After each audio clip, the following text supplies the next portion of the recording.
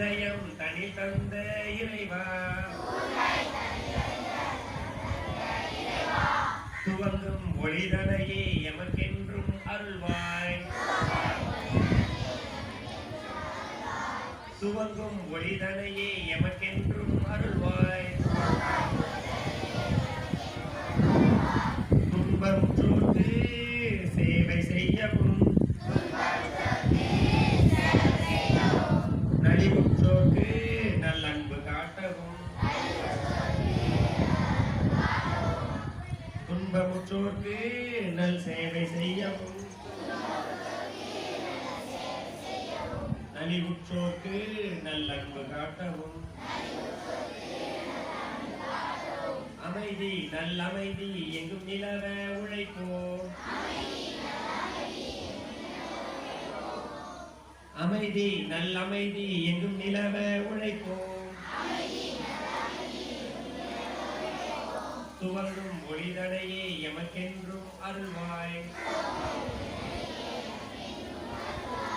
துவங்கும் ஒளிதனையே எமக்கென்றும் அருள்வாய்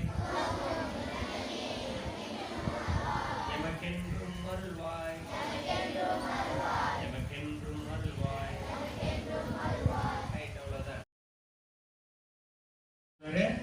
அவனும் மனிதன் தானே அப்படின்னு உண்மைதானே, யாரா இருந்தாலும் மனிதன் தானே.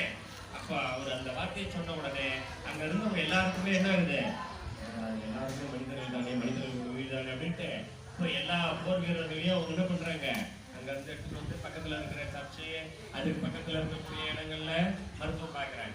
ஓகேவா, படை போர், அதாவது போர்ல காயமுற்றவர்களுக்கு உதவி செய்யணும் அப்படின்ற எண்ணத்தை ஆழமா அவர் மனசுல பதிய வச்சது அந்த சல்பாரினோ அப்படிங்கிற நிகழ்வு தான். என்ன நிகழ்வு? சல்பாரினோ நினைவலைகள் அப்படின்னு சொல்லிட்டு ஒரு புத்தகம் எழுதுற, யாரு இவரே எழுதுறார், 1862ஆம் ஆண்டு அதை எழுதுறார். அதுல முக்கியமா என்ன அப்படின்னா பாதுகாப்பு, படை வீரர்களுக்கு பாதுகாப்பு பிளஸ் அவர்களுக்கு உண்டான நிவாரணம், இது ரெண்டுத்தையும் தான் முக்கியமா அதுல குறிப்பிட்டு இருந்தார். அப்படின்னா போர்ல அடிபடுறவங்களுக்கு எல்லாம் காப்பாற்றிட்டு இருந்தார். அப்போ ஒரு விஷயத்தை இந்த ஹென்றி டுனாண்ட் முன்வைக்கிறார். என்ன அப்படின்னா, போர்ல அடிபட்டவங்களுக்கு காப்பாற்றுறது மட்டும் செஞ்சுரி சட்டம் இருக்கக்கூடாது, யாருக்கு எங்க எப்போ எது தேவையோ அங்க போயிட்டு நம்ம நிக்கணும் அப்படின்னு யார் சொல்லியிருந்தது? ஹென்றி டுனாண்ட் சொல்லியிருந்தார். அப்போ உதவிகள் எங்கெல்லாம் தேவைப்படுதோ அங்கெல்லாம் செஞ்சுரி சங்கம் போய் நிக்கணும். அமெரிக்காவில் ஒகையோ அப்படின்ற ஒரு மாநிலத்துல வெள்ளப்பெருக்கு, அப்படிலாம் பார்த்துருக்கீங்கல்ல, திருநெல்வேலி, தூத்துக்குடி, சென்னையில கொஞ்ச நாளைக்கு முன்னாடி பார்த்தோமா இல்லையா, அது போல மிகப்பெரிய ஒரு வெள்ளப்பெருக்கு அந்த ஒகையோ அப்படின்ற ஒரு மாநிலத்துல நடக்குது.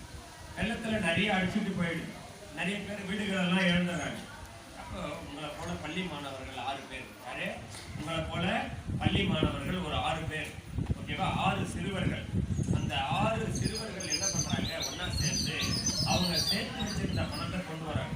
நிறைய நல்லா கவனிங்க, 6 சிறுவர்கள் தான் சேர்த்து வச்சிருந்த பணத்தை கொண்டு வந்து கிளாரா பர்டன் சொன்னா இல்லையா அவங்க அம்மா, அந்த அம்மையார்கிட்ட கொண்டு வந்து கொடுக்குறாங்க. கிளாரா பர்டன் அப்படின்ற ஒரு அம்மையார்கிட்ட கொண்டு வந்து கொடுக்குறாங்க. ஏன்னா அந்த அம்மையார் தான் ரெட் கிராஸ் சங்கத்தை அமெரிக்காவில் தோற்றுவித்தவங்க. அவங்க கிட்ட கொண்டு வந்து கொடுத்து இதை வெள்ள நிவாரணமாக வைத்துக் கொள்ளுங்கள் அப்படின்னு சொல்லிட்டு அந்த 6 சிறுவர்கள் கொடுக்குறாங்க. அது அந்த அம்மா என்ன பண்றாங்க, கிளாரா பர்டன் அப்படின்ற அந்த அம்மா அந்த தொகையை வாங்கி ஒரு விதவை பெண்மணி, அதாவது கணவனை இழந்த ஒரு பெண்மணி, அவங்களுடைய வீடு அடிச்சுட்டு போயிடுச்சு, இதுல அந்த வெள்ளத்துல அடைச்சிட்டு போயிடுச்சு. அவங்களுக்காக ஒரு குடிசையை கட்டி கொடுக்குறாங்க. ஒரு வீடை கட்டி கொடுத்து அந்த வீட்டு கூரை மேல என்ன பண்றாங்க அப்படின்னா, இந்த வீடு 6 சிறுவர்களுடைய பரிசு அப்படின்னு மேல எழுதி கொடுக்குறாங்க. ஓகேவா, it is the gift of 6 little, ஓகேவா, அந்த லிட்டில் ஜூனியர்ஸ் அப்படின்னு அன்னைக்கு அவங்க அதை எழுதி வச்சதுனால தான் அந்த முதல் நிகழ்வா ஜூனியர் ரெட் கிராஸ் அங்க தோற்றுவிக்கிறார். காந்தியடிகள் முதல்ல செஞ்சிலுவை சங்கத்துல சேர்த்து தென்னாப்பிரிக்காவிலேயே அவர் சேவை செய்திருக்கிறார். அதுக்கப்புறம் தான் செஞ்சிலுவை சங்கமே உருவாகிறது. 1926 பஞ்சாப்ல முதல்ல இந்தியாவில் இந்த செஞ்சிலுவை சங்கம் தோற்றுவிக்கப்பட்டது. இன்னைக்கு செஞ்சிலுவை சங்கம் ஒவ்வொரு பள்ளியிலையும் இருக்கு. Very good. அவர் எப்ப பிறந்தாரு? 1900 1828 என்னது என்ன May 8. Very good very good.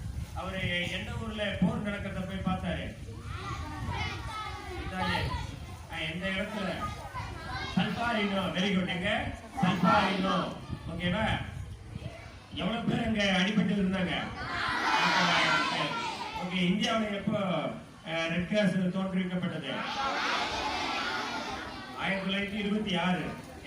எந்த மாநிலத்துல? பஞ்சாப். Very good. ஓகேவா?